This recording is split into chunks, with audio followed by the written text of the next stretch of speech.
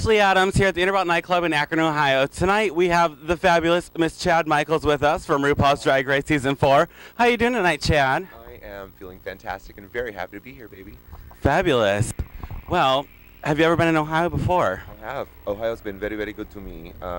Just did Dayton a couple weeks ago, done Cleveland before, and this is my first time here in Akron, so I'm excited. Well, Akron will show you a good time, I promise. Always do. So you're known, obviously, for your Cher impersonation.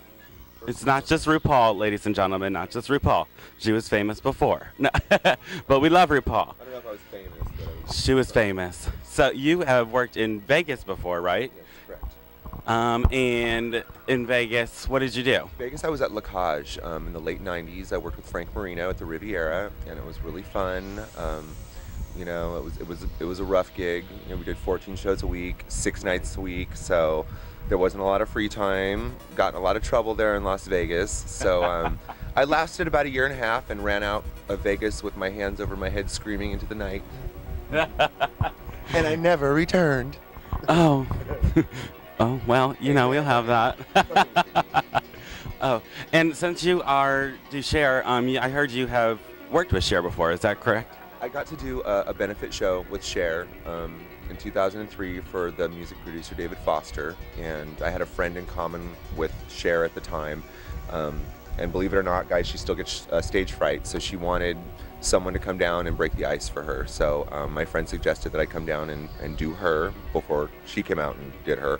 And I got to go out and do Turn Back Time before she came out and sang her songs. It was really cool. I got to spend about 15 minutes with her backstage, and it was a amazing experience, but it seems like this fuzzy memory now. You know, it's like, and I had so much I wanted to say to her, but of course I forgot everything I wanted to say and just went mush mouth. But yeah, but it was amazing, and I'll have to say that she is one cool chick.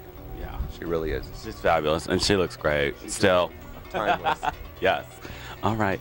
How was RuPaul's Drag Race? Like, tell me a little about doing RuPaul.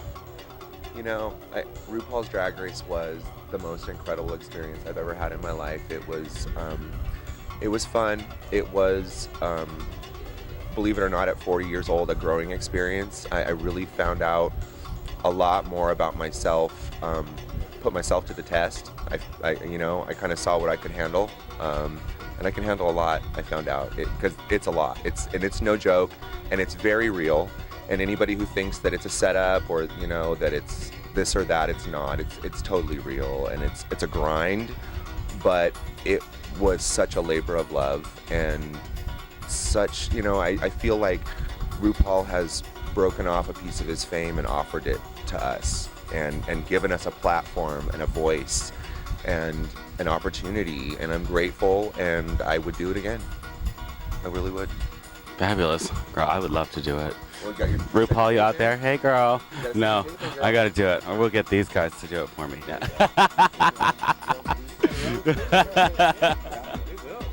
Oh, gosh.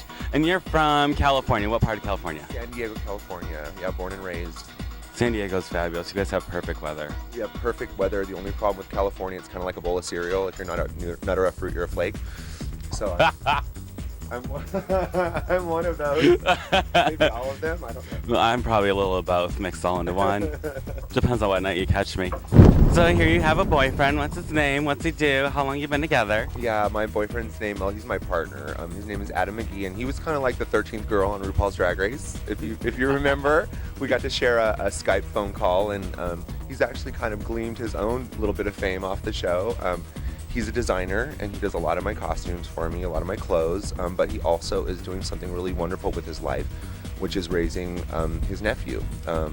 His brother and sister-in-law, you know, like everybody else these days, can't afford childcare, so he's pretty much put his life on hold to raise this incredible little red-headed boy, and I feel so lucky because I never thought that I would have a child in my life, and much less wanted one.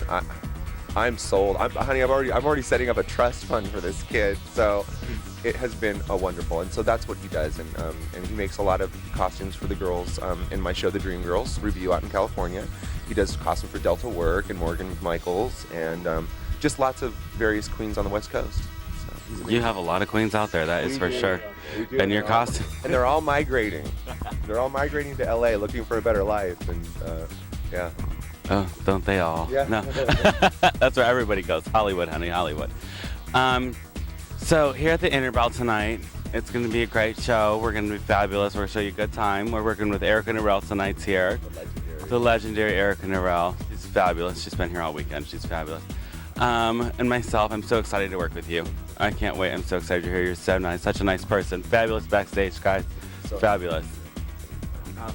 Are you a drinker? I don't drink. Can you believe it? I don't want to say I don't drink. Every time I say that, they say, well, we saw you drink on Drag Race. Yeah. Well, that was my reward at the end of a 2 or 3 day shoot. One fucking absolute cocktail.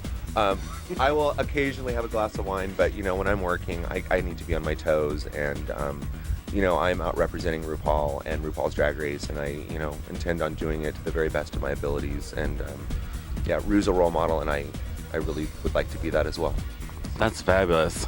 Have you been like all over the country yet? You know, I'm really kind of just getting started. I shot Drag U a couple months ago, so I was really busy there, and it kind of cut into my tour schedule. And then I blocked out a little bit of time after that just to get my breath. But I got on the road about 3 weeks ago, and I've been going pretty hard, and there's no end in sight. I'm booked through 2013. So, yeah, but you know what? This is the time, and get it while the getting's good. And this is the payoff, and especially meeting the fans on the road. That's my favorite thing. I love the meet and greets. I love to see them and touch them and hug them and thank them, because without them, you know, there's nothing. I love it. I love it. So, Fifi and Sharon, do you love them? I do. I love my girls. Of course I do. We're, you know, forever bonded. Like I said on the show, we will always be season 4 bitches, and you know, we all had we're like a dysfunctional family. You don't have to like your family, but you certainly do love them. And yeah, and Sharon's a real piece of work. Let me tell you, you got to see it live, folks. You got to see it live. She's coming. Blow your fucking mind. She's coming July 30th. She'll be here. I don't know what to expect. You guys, don't go in with any preconceived notions, because she'll blow them all up for you. No, she's a great girl. She's really talented. And I've said about Sharon that she's so full of ideas and creativity that I don't think that she'll ever puke them all out. You know what I mean? She'll try, but that's the beauty of it, is that Sharon is going to be one that is always evolving and, you know, always bringing something new to the table. And that's wonderful. And then Fifi, on the flip side of the coin, you know, Fifi has had a wonderful opportunity at a very young point in her career, and you know, she's out on the road doing really great things too. You know, she's and a lot of people will come to me and, you know, bitch about Fifi, this, that, and the other, and we don't like her and this, that, and the other. Well, you don't know her. You never met her, so don't say you don't like her just because you didn't like the character she was on TV. She was in a competition, and you know, Fifi said what she said. You can't edit someone to say something they didn't. However, Fifi, I think, learned a really valuable lesson, and is also an evolving person, and evolving for the better right now, and it's great. And she's gonna have a lot of longevity. You know? We just had her here. She was fabulous. Yeah. She's so not. You meet her in person, you're like, God, I fucking love you. She's so not the bitch like she was on TV. She's fabulous. I loved her. I loved her. She was fabulous. She is.